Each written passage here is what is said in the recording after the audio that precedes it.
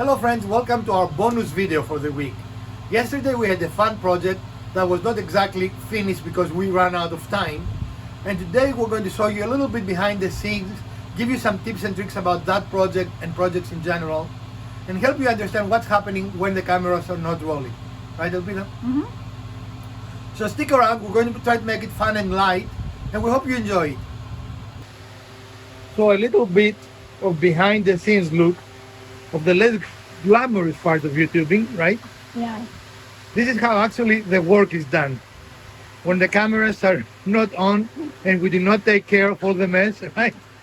All the little scraps, all the little pieces. And mess on the work table, which we love, by the way, right? Yeah. A lot of our projects of late would not have been possible with our old table. So, even this will be. Yeah, this table has been really, really great. But here it is, a little bit of background mess. Yeah. And All the strips. we apologize for the sound, but it is hot here in hot Carolina, North Carolina. North Carolina, yeah. So this is necessary. We have to have it on all time, right?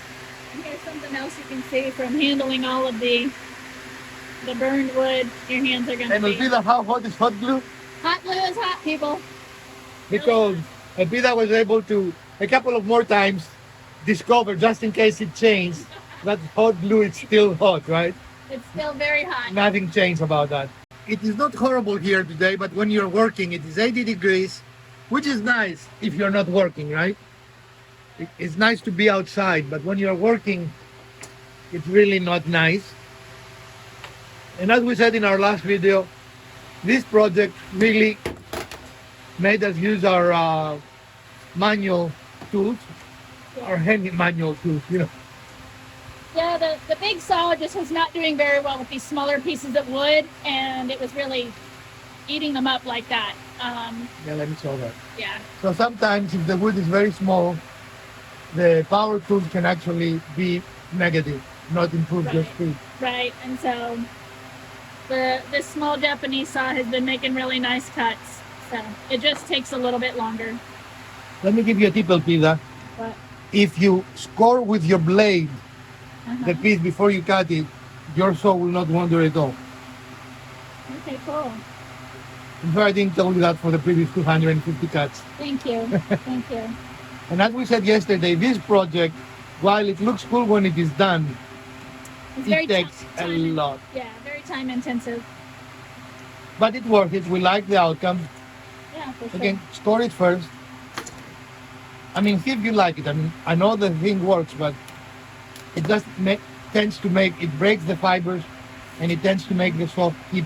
This little saw has a very fine blade too, so Yeah, but it has, what you call it, serrations that they don't allow it to. well, I will say that the more I've used the saw, the better I've gotten with it. One of the things is that it tends to don't need as much pressure as you do with some other saws, really. Well, that's why I was wondering why you didn't use the other, it's a little firmer. Because that one is very fine. So now I've And of course, one of the things we learned from the first build is to cut them and glue them at the same time, which makes it faster because you don't have to do it twice. But Elpida loves this project so much, she likes to do it twice. yeah. And if we calculate what we learned from the first one 3 times, right? Yeah. Because we did it the first time, then glue it. And So that was 2 times. So you can see what I did was I cut it just a little bit long, and rather than trying to go back with the saw, I'm just taking a little bit of pretty rough sandpaper to get it down pretty quick Yep. and see if I can fit it in there a little bit better. And there I go. It's a very good fit. And it is again a patience process, something that I do lack, if I say so myself, right? Mm-hmm. But again, here is our mess. When you're working, you tend to have a little bit of mess, right? You don't put every little scrap away. And when we do videos, that's why videos take so much longer, because we have to stop, make the scene more presentable, and then continue. So what we call that, a little behind the scenes, Yeah, behind the scenes. Just for part you. 1.2345. Just for you. Yeah.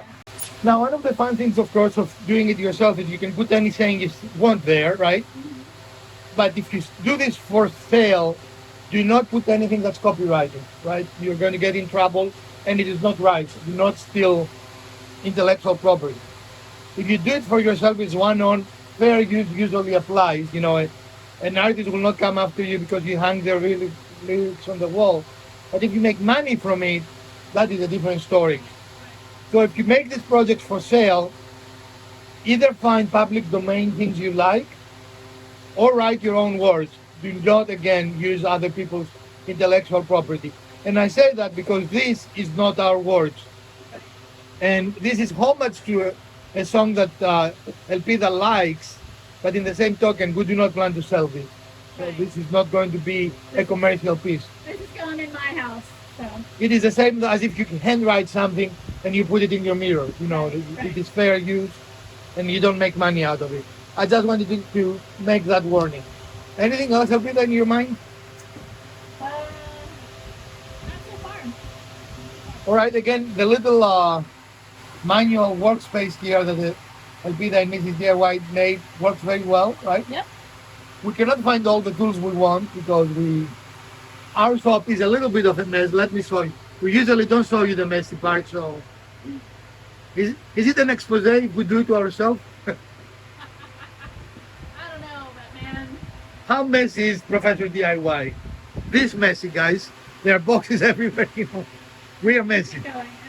Keep going. I mean, we're not embarrassed enough. No, the part of it is just you keep getting tools, and at some point we kind of run out of space. Me, I don't have enough tools. Anyway, so this is our expose, our self-expose.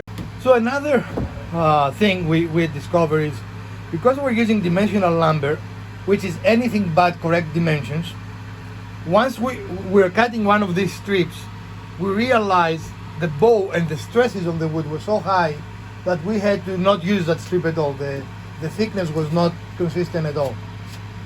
And a little bit of inconsistency is good because it gives three-dimensionality, but that was just unusable, right? Right. So you can buy non-dimensional lumber, which is exact.